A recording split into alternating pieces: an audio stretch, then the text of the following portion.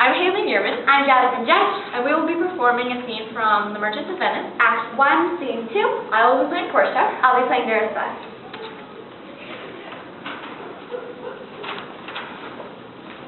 By my troth, Nerissa, my little body is weary of this great world. You would be, sweet madam, if your miseries were in the same abundance as your good fortune star. And yes, for aught I see, there are six that serve for too much as they that starve with nothing. It is no mean happiness. Wherefore, to be seated in the mean superfluity considered by white hairs for consistency lives longer. But this reasoning is not the fashion to choose me a husband. Me, the word choose, for I may neither choose who I would, nor refuse who I dislike. So with the will of the living daughter, curbed by the will of her dead father. Is it not hard, Nerissa, that I can neither choose one nor refuse none?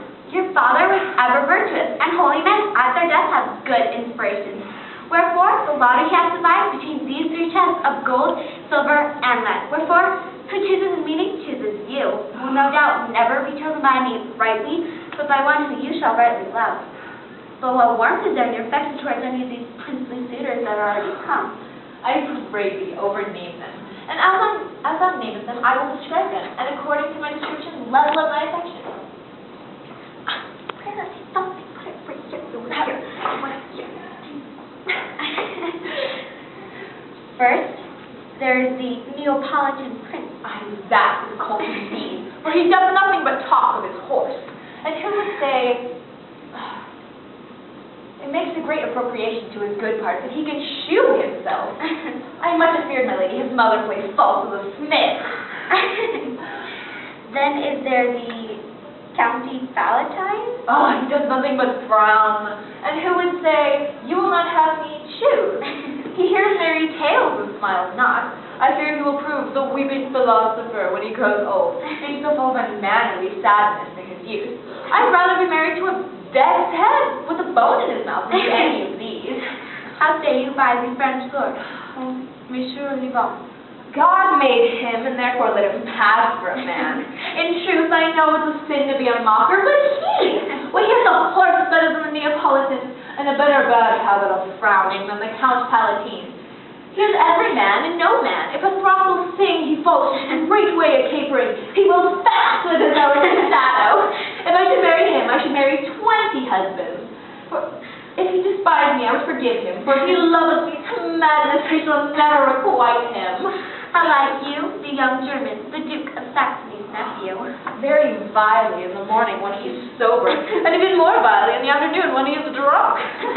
When he is a man, when he is bad, he's a little worse than a man, and when he's bad, he's a little better than a thief.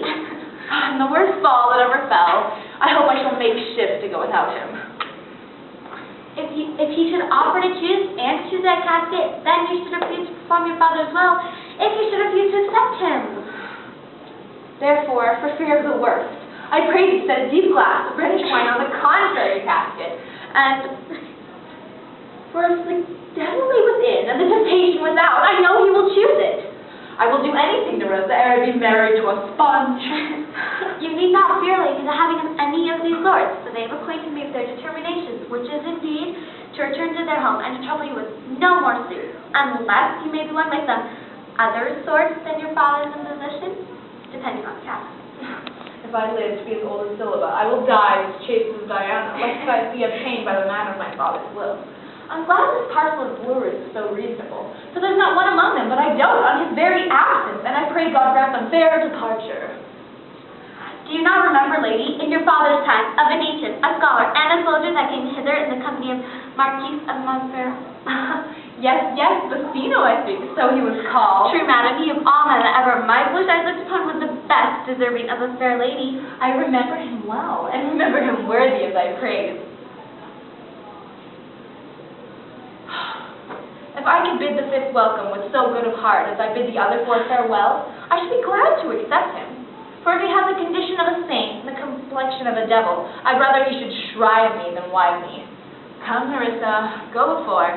While we shut the gates on one wooer, another knocks at the door. Thank you.